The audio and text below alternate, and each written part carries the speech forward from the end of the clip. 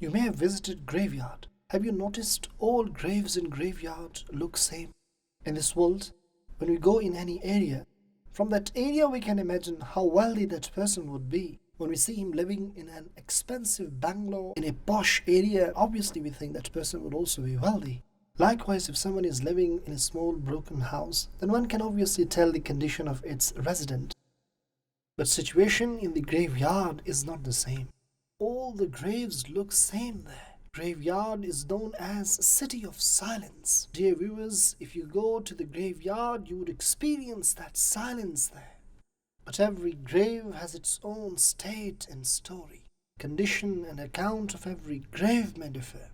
Apparently, a very small-looking grave could be spacious garden of paradise, because resident of the grave used to offer salah, used to fast, used to earn halal, and would do those acts which would please Allah Tabarak wa Ta'ala. Yes, he used to recite salat upon Nabi alayhi salatu wassalam. He would recite Quran, and he would never go near haram income. No, I won't earn haram because Allah has forbidden it. He was content on less but halal income. He left this world pleasing Allah. He protected his eyes, his ears, his tongue from all those forbidden acts from Allah Tabarak wa Ta'ala. He did not leave after breaking people's hearts. Instead, he left after putting happiness in people's hearts.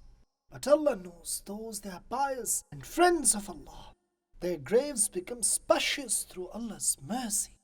The shroud is changed with the shroud of paradise. Yes, my dear Islamic brothers and viewers of Madani Channel, such people's graves are turned into gardens of paradise. Fortunate would be those from whom Allah Tabarak wa Ta'ala will be pleased. When they will go to their graves, they will be given the glad tidings, Nam ka nawmatil urus, meaning sleep the way bride sleeps.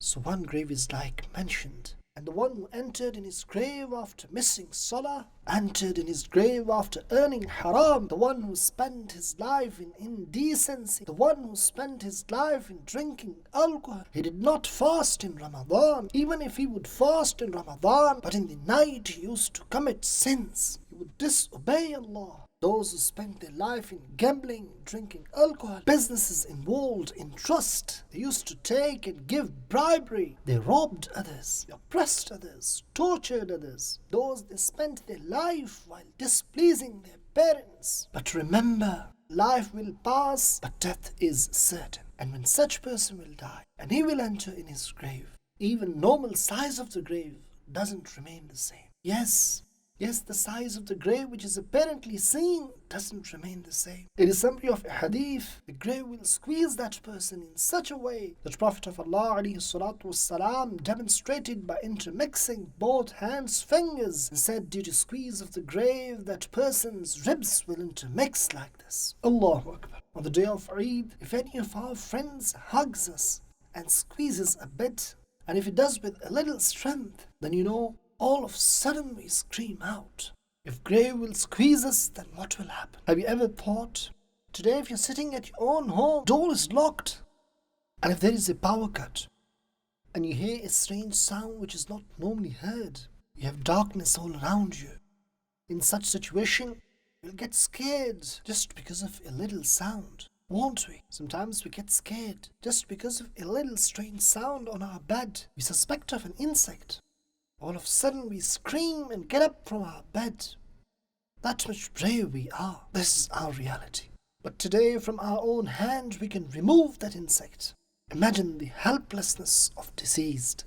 What if scorpions or snakes enter our shroud? If we get fire in our grave, then Allah becomes displeased. It is summary of a narration. Person who does not have fear of Allah, but he gets scared from other things in the world. All those things from which he was scared in this dunya will come in his grave to scare him. And the one who fears Allah Tabarak wa Ta'ala and acts upon his commandments, he will have no fear in his grave whatsoever. Today I can remove fly from my body. I can remove any insect from my body. But how helpless that deceased be who won't be able to move himself. Even snakes would be entering in his nose, in his ears.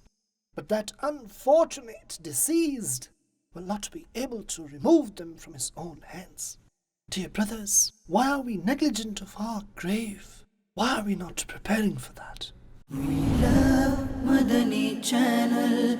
We love Madani Channel. We love Madani Channel.